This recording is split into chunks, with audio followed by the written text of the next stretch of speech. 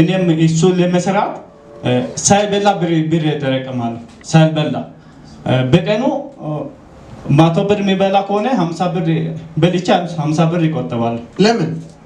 ያንን ሶስ ለመስራት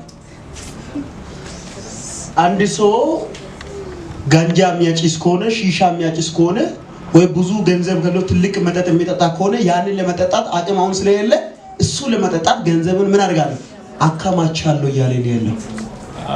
እሺ እንደዛ ያደርጋለሁ።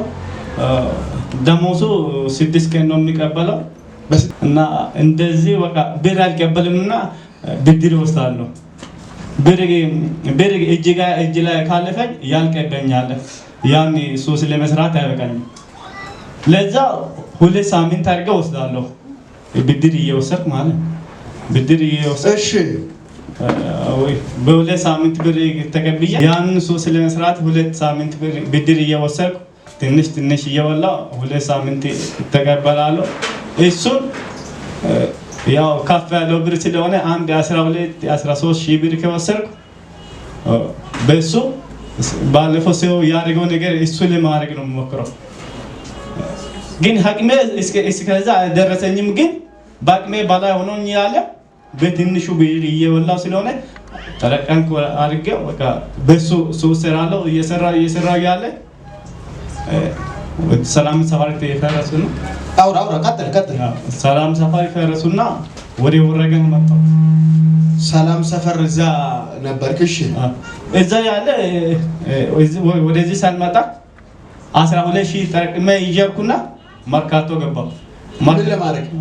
ለመጠጣት መርካቶ ሄድኩና 12 ሺህ ብር ነው ይጀርኩት። ከስራ 11 ሰዓት ወጥቼ ያንተኩ ምናምን ያልኩ 12 ተኩል ወጣውና ከግቢ 12 ሺህ ብር ይጀርኩ መርካቶ የተለያየ መጠጥ ነው ያለው።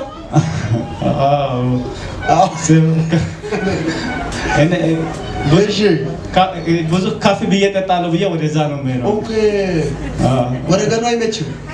ገርጂ ምናምን አልጠጣም። ካፌ ብዬ እጠጣለሁ። ገርጂ አይመጥም። ገርጂ አልጠጣም ብዬ ነው የምሄደው። ጓደኞቹ ያገኛሉ። ሶስት ሶስት ከዛ 12 ሺህ ብር ይጀርኩና 12 ተኩል ከስራ ወጥቼ ይጀርኩ 6 ሰዓት ሙሉ ሻርብ ከሆነ 12 ሺህ ብር የለኝም። ምንድነው 6 ሰዓት ምሽቱ ማታ 6 ሰዓት ሆነኛ። ሰው ብር የለኝም ምንም አንድ ብር የለኝም። አልከመስ የለም 12 ምን አድርገህ 12 ሺህ ብር 4 ሺህ አንተ ብቻው ጠጥተህ ነው? የሆነ ጓደኛ አለና ለሱም ነው 4500 ብር አንድ ስፔሻል መጣጥ ገዛው። አንድ ጆክ 9000 ብር። ኦኬ 4500 አንድ ጆክ ስንት ነች? 4500 ብር ስፔሻል ነው። እና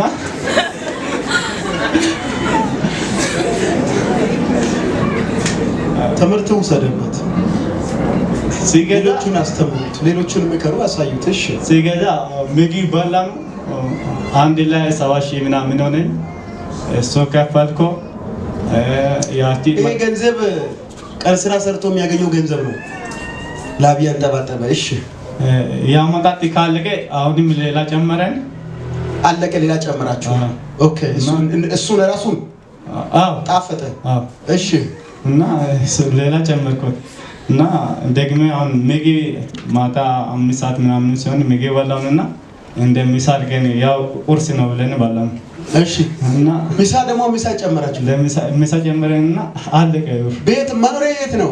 መኖሪያ እዚህ ገርጂ ነው። አሁን ከመርካቶ በምን ልትመጡ ነው?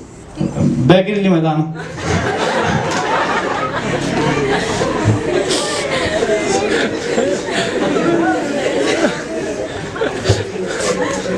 አይ ሱስ ሁለት ፊደል ነች አይደል? እንደው እኔ ቪኤት የቀጠራችሁ መስሎኝ እንደው ተከራይታችሁ ያዛችሁ ነው የሆነ ነገር ላይ ያዛችሁ መስሎኝ ነበር። በእግር ልትመጡ ራባፖር ልትመጡ ነው? እግር ራባፖር ነው። እሺ እና ብር ካልቀኝ 30 ብር ላሽ አድርገው ሰረኩት። ነገር ያዳነ ምንም በምን ማጣት የለም። ከማሰረክ ከጓደኛ ነው 30 ብር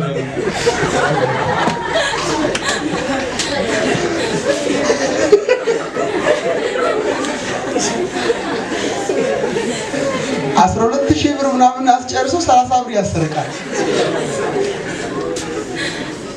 እኔ ወራዳ እንደሆነ ልብ ማድረግ አለባቸው። 30 ብር የሰረኩና እስከ ማገናኛ መጣት ማታ ምሽት ስለሆነ ማገናኛ በታክሲ መጣና ማገናኛ በውስጣው በእግር ወደ ሰላም እሺ እና እዛ ያለው ሰላም ሰፈር ከፈረሱ ወደ ቸርች እዛ በሰዓት ገብተህ ነበርክ? አዎ። የት?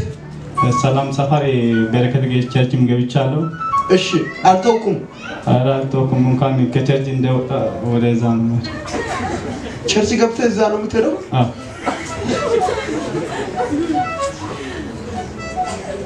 አሁን ሱሱ የለም ያልክ ነው አይደል? ያ አሁን ነው? አዎ። በጌታ ስም የለም።